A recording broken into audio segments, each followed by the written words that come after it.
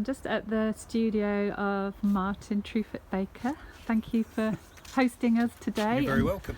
Martin is a printmaker and a painter, primarily a printmaker, would you say? Or Probably half in half, but Yeah. I'm getting more known for the prints and the Yeah. paintings. so you've recently had art angels take up some of your prints. Yes, yeah, I've got 4 prints and now greetings cards. Yeah.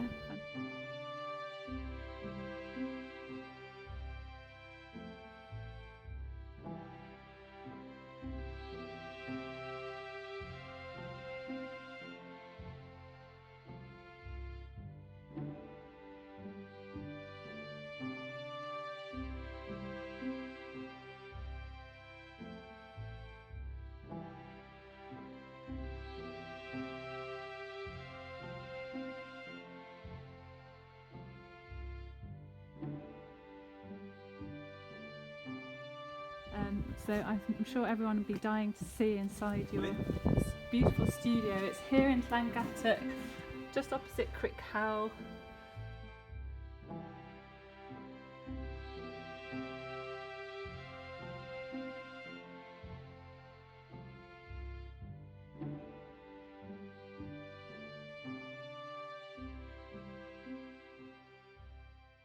Yeah, so perhaps we could start with having a look at your prints, Martin. Okay, not everything is on the walls around here.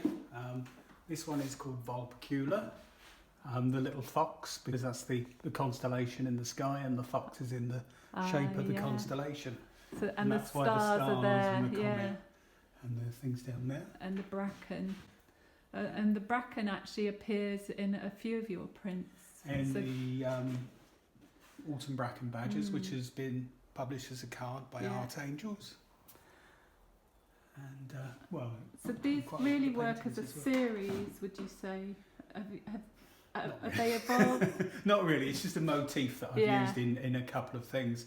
It's more to do with place than anything else. Yeah. A lot of my work like this is based up on the mountain behind where we live here. Yeah. There's 2 main places I work. One is up on the mountain behind where we live, which is where all these paintings are from.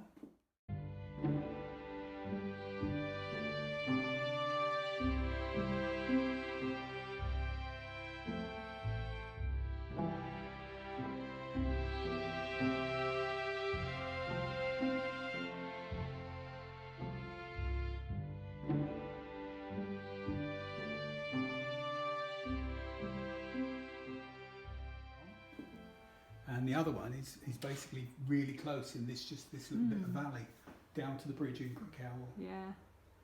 Which must have been a godsend during lockdown, that you had so much on your doorstep. Yeah. So that was finished off towards the end of lockdown, which is from the end of the garden. Yeah, it's stunning.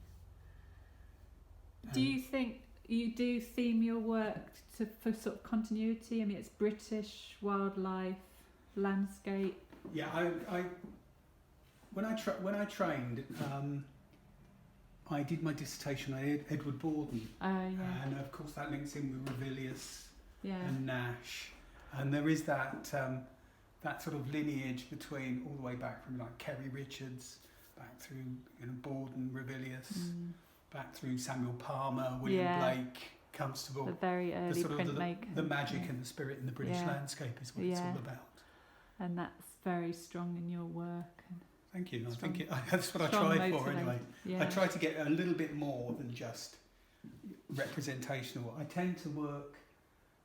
I sometimes start plein air. So, for instance, this painting here was started plein air. Yeah. But then I bring things back to the studio, take photographs, and finish off things back to the studio. Yeah.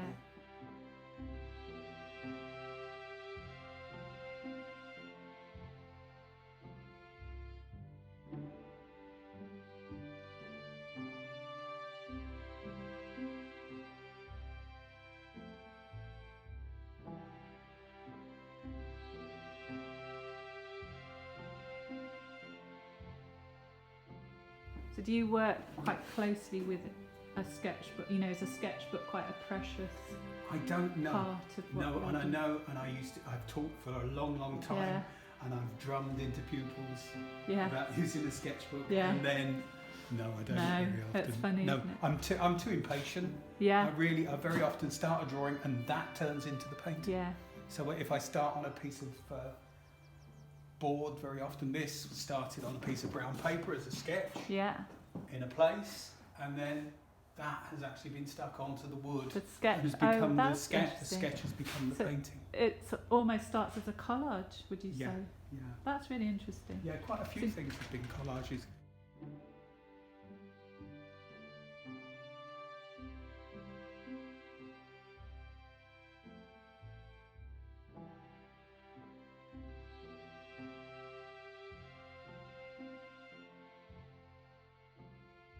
Yeah. That Table did start Mountain. from sketches, though. There are Yeah. a line of sketches to lead into that. Was that because you wanted to work on the composition through the sketches before you started the Yes, painting? yes. Yeah. Because it's quite a complex there's something about composition. the rhythm with this, Yeah, and the that's branches it. and things, and also the progression of colour, the brightness of colour. The depth. Yeah.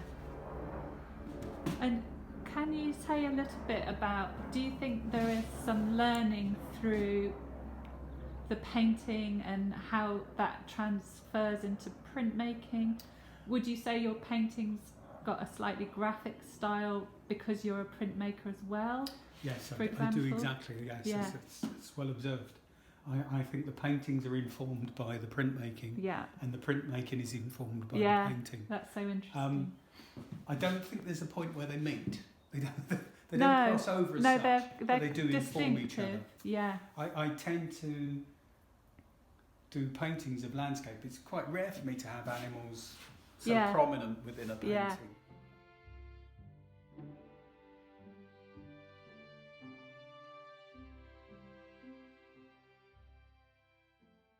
So, Martin, you say this board has a history of how you're developing your new work. Yeah, so I've been working in the past few weeks, maybe months, Yeah. on a print of some hares up in one of the fields up onto Llangassac Mountain. If you go up the road, Yeah. the only place I've ever seen hares around here is off to the left in one of the fields down by an old barn. And so I've taken the hedge and some of the elements from that, and I've come up with this, which is a design for the hares.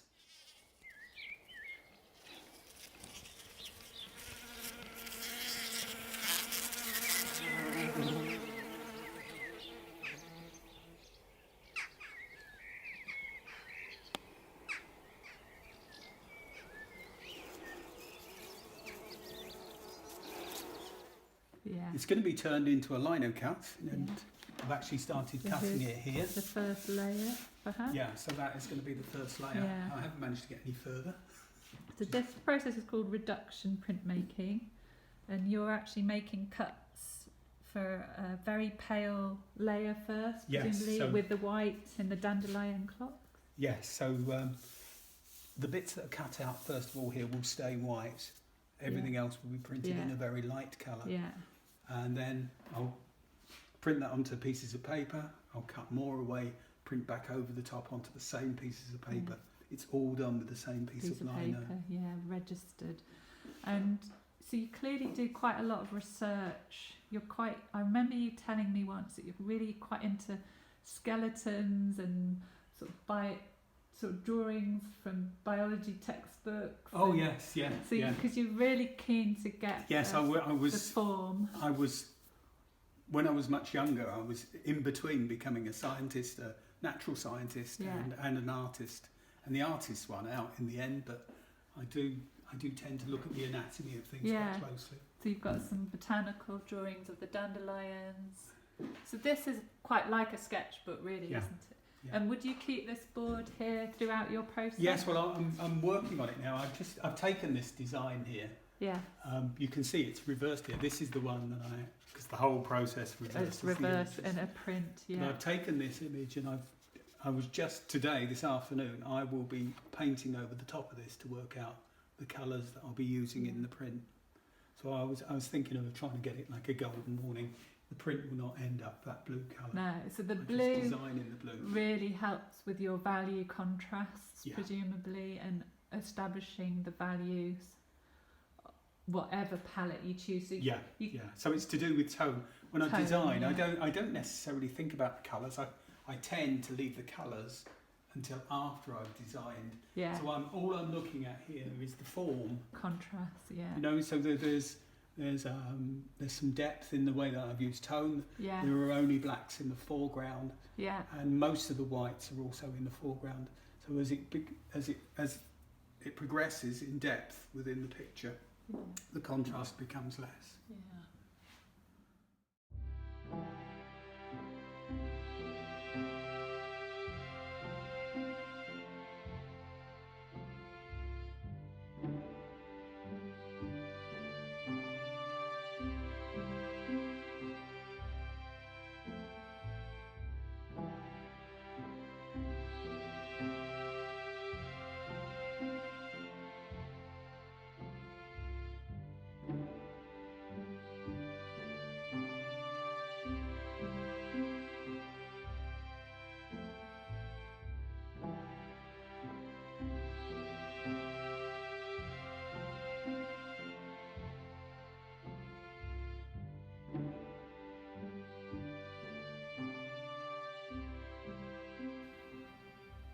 There's quite a lot of designs over there, isn't there?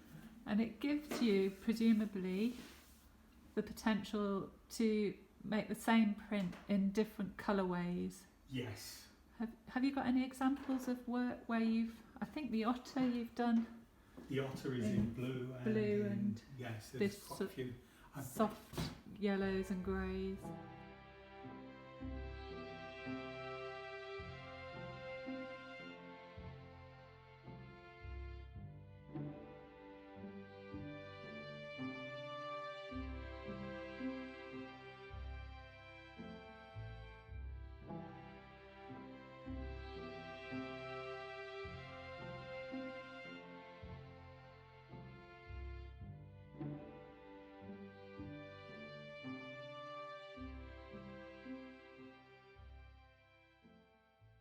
Been working on something for a long time.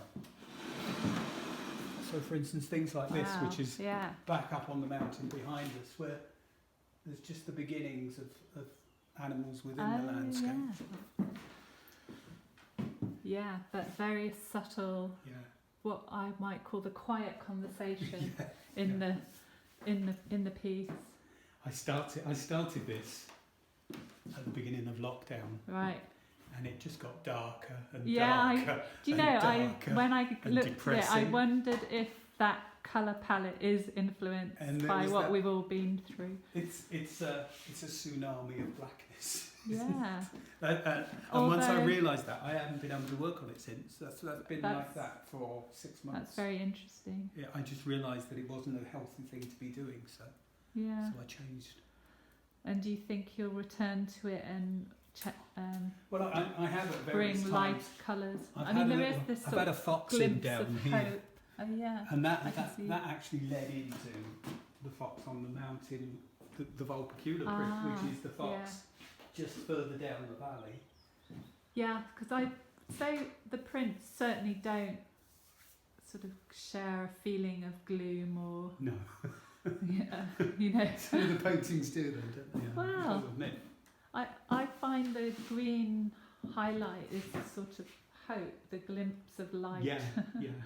So, I think in all that we do, there is always this balance, isn't there? But possibly balance is what has made this painting reach its point. But you clearly have a strong draw to violet and...